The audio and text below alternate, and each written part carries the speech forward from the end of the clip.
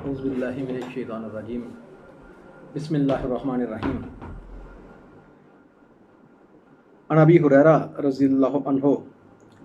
حضرت ابو ہریرہ رضی اللہ تعالیٰ عنہ سے روایت ہے، قالا کہتے ہیں، قال رسول اللہ صلی اللہ علیہ وسلم، رسول اللہ صلی اللہ علیہ وآلہ وسلم نے ارشاد فرمایا، مثلی و مثل الانبیاء کا مثل القصر، میری اور باقی انبیاء کی مثال ایک محل جیسی ہے، احسن بنیانہ، جسے بہت اعلیٰ طریقے سے تعمیر کیا گیا ہے، تورے کا منہ موضع لبناتن، اور اس میں جگہ خالی ہے ایک اینٹ کی، فطاف بہی نظارہ، بس دیکھنے والا اس کا چکر کاٹتا ہے، یتعجبون من حسن بنانہ، اور اس کی بناوٹ پر، اس کی تعمیر پر حیران رہ جاتا ہے، الا موضع تلک البنۃ، سوائے اس جگہ کے جو ایک اینٹ کی خالی ہے، فکنت انا صدیت من موضع البنۃ، پس میں نے اس ایک اینٹ کی جگہ پوری کر دی، ختم علی البنیان، میرے آنے سے وہ عمارت مکمل ہوگی، وہ ختم بالرسل، اور میرے آنے سے رسالت کا سلسلہ مکمل ہو گیا۔ وفی روایت، ایک روایت کے اندر الفاظ مختلف ہیں، انا البنۃ، میں ہی وہ اینٹ ہوں، وانا خاتم النبیین، اور میں آخری نبی ہوں۔ حضرت ابو ہریرہ رضی اللہ تعالیٰ عنہ حدیث کے بیان میں اور حدیث کی روایت میں سب سے بڑا نام حضرت ابو ہریرہ رضی اللہ تعالیٰ عنہ کا ہے۔ ان کا اصل نام عبد الرحمن ابن صخر ہے، سعود خا رے، عبد الرحمن ابن صخر۔ بچپن سے ہی رسول اللہ صلی اللہ علیہ وسلم کے اس سے وابستہ ہوئے در سے، اور ابتدا میں حدیث یاد نہیں ہوتی تھی، بعد میں رسول اللہ صلی اللہ علیہ وسلم نے دعا فرمائی اور اس کے نتیجے میں حدیث یاد ہونے لگی۔ یہ ختم نبوت والی جو حدیث ہے کہ اللہ کے رسول صلی اللہ علیہ وسلم نے یہ مثال بیان کی ہے کہ میری اور باقی انبیاء کی مثال ایک بہترین قسم کی عمارت جیسی ہے، عمارت کو دیکھنے والا اس کو دیکھ کے بڑا حیران رہتا ہے، لیکن وہ جو جگہ خالی ہے اسے دیکھ کے وہ تعجب محسوس کرتا ہے کہ یہاں پہ جگہ خالی کیوں ہے۔ تو میرے وہ یہ مثال جو ہے اللہ کے رسول صلی اللہ علیہ وسلم نے فٹ کی کہ جیسے ایک وہ آخری اینٹ لگائیں تو عمارت مکمل ہو جاتی، اس طرح میرے آنے سے وہ جو نبیوں کا سلسلہ ہے وہ مکمل ہو گیا۔ یہ ایک عقیدہ ہے مستقل جو ہمیں لا الہ الا اللہ محمد رسول اللہ کے ساتھ ہی حاصل ہو جاتا ہے کہ حضرت محمد مصطفیٰ صلی اللہ علیہ وآلہ وسلم اللہ کے آخری نبی، اور آپ کے بعد کوئی اور نبی اس دنیا میں تشریف نہیں لائے گا۔ اس عقیدے کو عقیدہ ختم نبوت کہا جاتا ہے۔ ہر مسلمان جس کا یہ عقیدہ ہے کہ وہ اللہ کی ذات پہ یقین رکھتا ہے، آپ صلی اللہ علیہ وسلم کو آخری نبی مانتا ہے، وہ پیور مسلمان ہے۔ اور جو لوگ اس عقیدے کے منحرف ہیں، اس عقیدے سے، وہ لوگ مسلمان کہلوانے کے حقدار نہیں ہیں اور انہیں مسلمانوں کے اندر شمار نہیں کیا جاتا۔ اللہ رب العزت نے قرآن مجید فرقان حمید کے اندر ارشاد فرمایا ہے، ما کان محمد ابا احد من رجالکم ولکن رسول اللہ وخاتم النبیین، محمد تمہارے مردوں میں سے کسی کے باپ نہیں بلکہ وہ اللہ کے رسول اور آخری نبی ہیں۔ اچھا، یہاں پر خالق لم یزل نے خود قرآن میں واضح لفظوں میں حضرت صلی اللہ علیہ وسلم کی ختم نبوت کا اعلان فرما دیا۔ ختم کے لفظی معنی ہوتا ہے مہر لگا دینا، بند کر دینا، تصدیق کرنا، اس چیز کی اتھینٹیکیشن۔ اگر ہم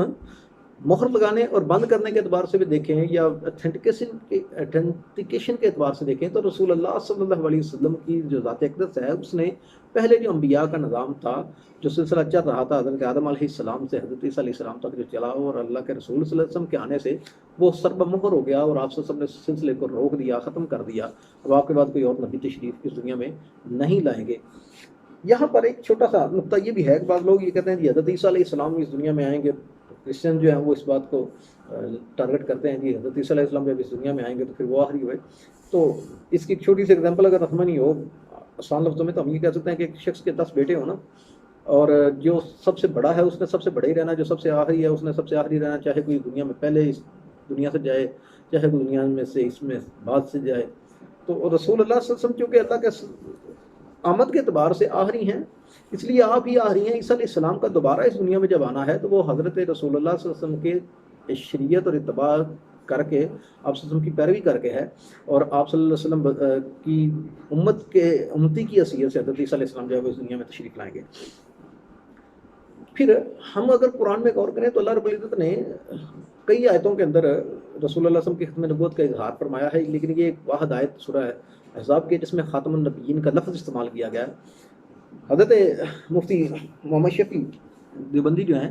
انہوں نے کتاب لکھی ختم نبوت کامل کے نام سے۔ اس کتاب کے اندر انہوں نے 100 آیات جو ہیں ان کو بطور ریفرنس کوٹ کیا ہے کہ جو اللہ کے رسول صلی اللہ علیہ وسلم کی آخری نبی ہونے کی دلیل ہے۔ پھر ہم تھوڑا سا خود قرآن میں غور کریں تو وہ جو تکمیل دین کی آیت ہے، الیوم اکملت لکم دینکم واتممت علیکم نعمتی ورضیت لکم الاسلام دینا، آج تم پر دین مکمل کر دیا گیا، نعمت پوری کر دی گئی اور اسلام کو بطور دین پسند کر لیا گیا۔ یہ بھی دراصل رسول اللہ صلی اللہ علیہ وسلم کی ختم نبوت کا اظہار ہے کہ اگر کسی اور نبی نے آنا ہوتا، اگر نبیوں کا سلسلہ آگے چلنا ہوتا تو رسول اللہ صلی اللہ علیہ وسلم پر قرآن وہ جو تھا دین تھا وہ مکمل نہ ہوتا، اس کی تکمیل نہ ہوتی اور اللہ کے رسول صلی اللہ علیہ وسلم کے ساتھ اس چیز کو منسلک نہ کیا جاتا۔ پھر ہم تھوڑا سا اور آگے چلیں تو سرکار دو عالم صلی اللہ علیہ وسلم نے خود بھی اپنی زبان اقدس سے متعدد بار اس چیز کا اظہار فرمایا ہے کہ میں آخری نبی ہوں، جیسا کہ حضرت جابر بن عبداللہ رضی اللہ تعالیٰ عنہ بھی روایت کرتے ہیں، اور یہی جو حضرت ابو ہریرہ رضی اللہ عنہ نے روایت کی ہے، یہی روایت جابر بن عبداللہ سے بھی ہے کہ اللہ کے رسول صلی اللہ علیہ وسلم نے فرمایا کہ میری اور باقی نبیوں کے مثال ایک بہترین محل جیسی ہے، اور اس میں سے ایک اینٹ کی جگہ خالی ہے، اور میرے آنے سے وہ اینٹ کی جگہ مکمل ہوگی اور میں آخری نبی ہوں۔ پھر حضرت صلی اللہ علیہ وسلم کا فرمان ہے، بنی اسرائیل کا جب ایک نبی اس دنیا سے چلا جاتا تو دوسرا نبی اس کا جانشین ہوتا، لیکن میرے بعد کوئی اور نبی نہیں آئے گا۔ اسی طرح سرکار دو عالم صلی اللہ علیہ وسلم کا فرمان ہے، ان الرسالۃ والنبوۃ قد انقطع، بے شک رسالت اور نبوت جو ہے وہ منقطع ہو چکی ہے، فلا نبی بعدی ولا رسول بعدی، بس میرے بعد نہ کوئی نبی آئے گا اور نہ ہی کوئی رسول آئے گا۔ یہ بخاری اور مسلم دونوں میں حدیث موجود ہے۔ اسی طرح رسول اللہ صلی اللہ علیہ وسلم کا فرمان ہے، میں عقب ہوں اور عقب وہ ہوتا ہے جس کے بعد کوئی اور نبی نہیں ہوتا۔ ایسے ہی حضرت صلی اللہ علیہ وسلم کا فرمان ہے، لو کان نبی بعدی کان عمر، اگر میرے بعد کوئی اور نبی ہوتا تو عمر ہوتا۔ پھر حضرت صلی اللہ علیہ وسلم کا فرمان ہے، میں آخری نبی ہوں اور تم آخری امت ہو۔ اسی طرح سرکار دو عالم صلی اللہ علیہ وسلم نے حضرت علی کرم اللہ وجہہ کو مخاطب ہو کے ارشاد فرمایا تھا کہ علی، میرے ساتھ آپ کی وہی نسبت ہے جو موسیٰ علیہ السلام کی ہارون علیہ السلام کے ساتھ تھی، لیکن یاد رکھو میرے بعد کوئی اور نبی نہیں آئے گا۔ پھر اللہ کے رسول صلی اللہ علیہ وسلم کا فرمان ہے، میرے بعد 30 کذاب آئیں گے لیکن میں اللہ کا آخری نبی ہوں۔ اچھا، ہم قرآن اور حدیث سے ہٹ کے اگر دیکھیں تو ہمیں اس اجماع کے اندر بھی یہ چیز نظر آتی ہے، جو سب سے پہلا اجماع صحابہ کرام رضوان اللہ اجمعین کا ہوا وہ ختم نبوت پر ہی تھا۔ جب مسلمہ کذاب نے نبی ہونے کا دعویٰ کیا تو صحابہ کرام رضوان اللہ اجمعین سر جڑ کے بیٹھ گئے حضرت ابوبکر صدیق رضی اللہ عنہ کے زمانے میں کہ کیا کیا جائے۔ تو سارے صحابہ کا یہ پہلا اجماع تھا کہ چونکہ حضرت صلی اللہ علیہ وسلم اللہ کے آخری نبی ہیں، لہٰذا وہ شخص جو نبی ہونے کا دعویٰ کرتا ہے اس کے خلاف جہاد کیا جائے گا۔ اس کے نتیجے میں مسلمہ کے خلاف جہاد کیا گیا، جو جنگ یمامہ کی شکل میں ہمارے سامنے آتا ہے۔ ہم اس سے ہٹ کے اگر دیکھیں تو رسول اللہ صلی اللہ علیہ وسلم کے اس دنیا سے پردہ فرما جانے کے بعد حضرت ابوبکر صدیق رضی اللہ عنہ کی خلافت سے سن 12 ہجری میں جب جنگ یمامہ ہوئی ہے، تب سے لے کے آج تک پوری امت محمدیہ، ہر دور کے علماء اور فقہاء، مشائخ، بزرگان دین اور عام لوگ اس بات پر متفق ہیں کہ حضرت صلی اللہ علیہ وسلم اللہ کے آخری نبی ہیں اور آپ کے بعد کوئی اور نبی اس دنیا میں تشریف نہیں لائے گا، اور جو بھی آپ صلی اللہ علیہ وسلم کے بعد نبی ہونے کا دعویٰ کرتا ہے وہ جھوٹا ہے، کذاب ہے۔ کذاب جو ہے یہ سپرلیٹو ڈگری جسے آپ کہہ سکتے ہیں وہ ہے، جیسے ہم گڈ کے لیے بیسٹ کے فارم استعمال کرتے ہیں، اسی طرح جھوٹے کے لیے عربی کے اندر کاذب کا لفظ استعمال ہوتا ہے، اور کاذب کی جو سپرلیٹو فارم ہے وہ ہے کذاب، سب سے بڑا جھوٹا۔ تو یہ بہت بڑی بات ہے کہ جو شخص نبی ہونے کا دعویٰ کرتے سرکار دو عالم صلی اللہ علیہ وسلم کے بعد، اس سے بڑا جھوٹا چونکہ اور کوئی ہو ہی نہیں سکتا، اس لیے اس کو کذاب کا لفظ جو ہے اس کے ساتھ استعمال کیا جاتا ہے۔ نبی کرم صلی اللہ علیہ وسلم کے پردہ فرما جانے کے بعد بہت سے لوگوں نے یہ کام شروع کیا، مثلا مسلمہ کذاب تھا، اسود انسی تھا، ایک خاتون تھی سجا بنت حارث، اسی طرح طلحہ بن خویلد تھا، اور پھر اس کے بعد ہم دیکھیں تو سلسلہ آگے بڑھتا رہا، اور اسی سلسلے کی ایک کڑی جو ہے وہ مرزا غلام احمد قادیانی بھی ہے، اور آج کے جو احمدی لوگ جو اپنے آپ کو کہلاتے ہیں اور جو مرزا غلام احمد کے پیروکار ہیں، یہ بھی شرعاً اور قانوناً शरन इस एतबार से कि इजमा है उम्मत का कि वो चूँकि झूठे नबी के पैरोकार हैं इसलिए वो भी काफिर हैं, और